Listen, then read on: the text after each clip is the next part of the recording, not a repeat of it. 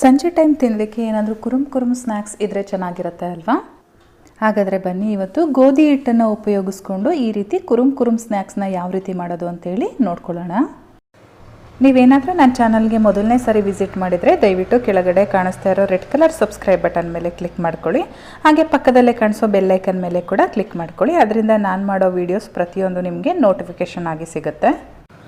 ಬನ್ನಿ ಇವಾಗ ಗೋಧಿ ಹಿಟ್ಟನ್ನು ಉಪಯೋಗಿಸ್ಕೊಂಡು ಸ್ನ್ಯಾಕ್ಸ್ನ ಯಾವ ರೀತಿ ಮಾಡೋದು ಅಂತೇಳಿ ನೋಡ್ಕೊಳ್ಳೋಣ.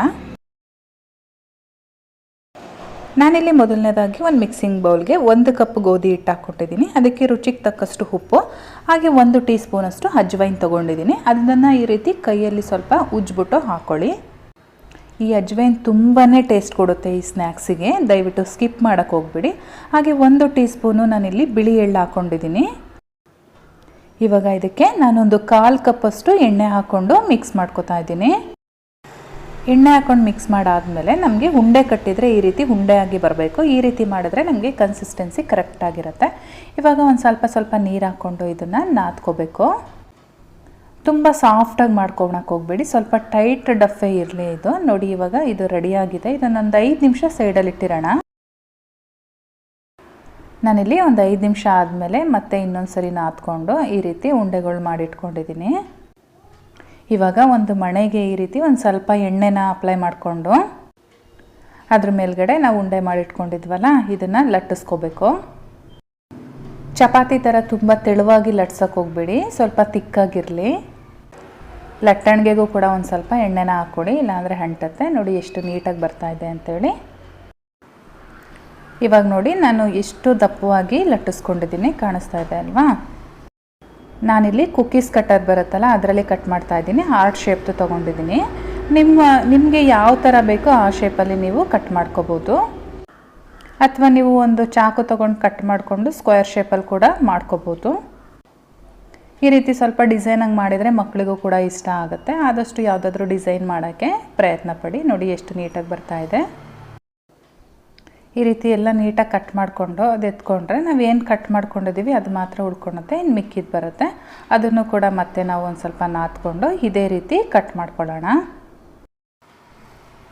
ಇವಾಗ ಇದನ್ನೆಲ್ಲ ಒಂದು ಪ್ಲೇಟಲ್ಲಿ ಎತ್ತಿಟ್ಕೋಬೇಕು. ಪ್ಲೇಟಲ್ಲಿ ಎತ್ತಿಡಬೇಕಾದ್ರೆ ಪ್ಲೇಟಿಗೆ ಸ್ವಲ್ಪ ಎಣ್ಣೆನ ಅಪ್ಲೈ ಮಾಡಿಕೊಂಡು ಪ್ಲೇಟಲ್ಲಿ ಎತ್ತಿಟ್ಕೊಳ್ಳಿ. ನೋಡಿ ಈ ರೀತಿ. ಈ ಕಡೆ ಎಣ್ಣೆ ಕೂಡ ಬಿಸಿಯಾಗಿದೆ. ಇವಾಗ ನಾವೇನು ರೆಡಿ ಮಾಡ್ಕೊಂಡಿದ್ದೀವಿ ಅದನ್ನು ಈಗ ಎಣ್ಣೆ ಒಳಗಡೆ ಹಾಕ್ಕೊಂಡು ಡೀಪ್ ಫ್ರೈ ಮಾಡ್ಕೊಳ್ಳೋಣ.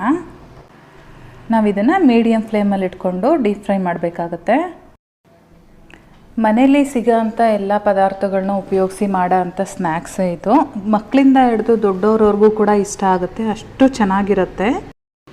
ತುಂಬಾ ಟೇಸ್ಟಿಯಾಗಿರುತ್ತೆ ಫ್ರೆಂಡ್ಸ್. ಒಂದ್ಸಲ ಟ್ರೈ ಮಾಡಿ, ಎಲ್ಲರೂ ಕೂಡ ಇಷ್ಟಪಡ್ತೀರ.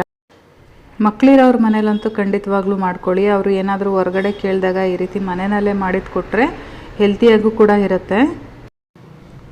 ನಾವು ಇದನ್ನು ಫ್ಲಿಪ್ ಮಾಡಿಕೊಂಡು 2 ಸೈಡು ಕೂಡ ಬೇಯಿಸ್ಕೋಬೇಕಾಗತ್ತೆ.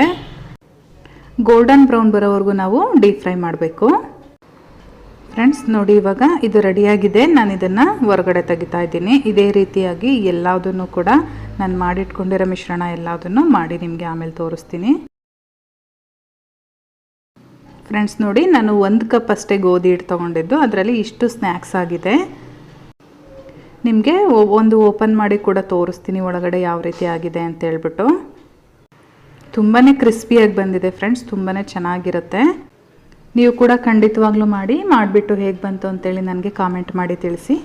ಹಾಗೆ ಈ ರೆಸಿಪಿ ನಿಮಗೆಲ್ಲ ಇಷ್ಟ ಆಗಿದರೆ ದಯವಿಟ್ಟು ಲೈಕ್ ಮಾಡಿ, ನಿಮ್ಮ ಫ್ಯಾಮಿಲಿ ಮತ್ತು ಫ್ರೆಂಡ್ಸ್ ಜೊತೆ ಶೇರ್ ಮಾಡ್ಕೊಳ್ಳಿ. ಹಾಗೆ ಇನ್ನೂ ನನ್ನ ಚಾನಲ್ನ ಸಬ್ಸ್ಕ್ರೈಬ್ ಮಾಡ್ಕೊಂಡಿಲ್ಲ ಅಂದರೆ ಸಬ್ಸ್ಕ್ರೈಬ್ ಮಾಡ್ಕೊಳೋದಂತೂ ಮರಿಬೇಡಿ ಫ್ರೆಂಡ್ಸ್. ನಾನು ಮತ್ತೆ ನಿಮಗೆ ಇನ್ನೊಂದು ಈಸಿ ರೆಸಿಪಿಯೊಂದಿಗೆ ಸಿಗ್ತೀನಿ. ಅಲ್ಲಿವರೆಗೂ bye bye, take care, thank you for watching.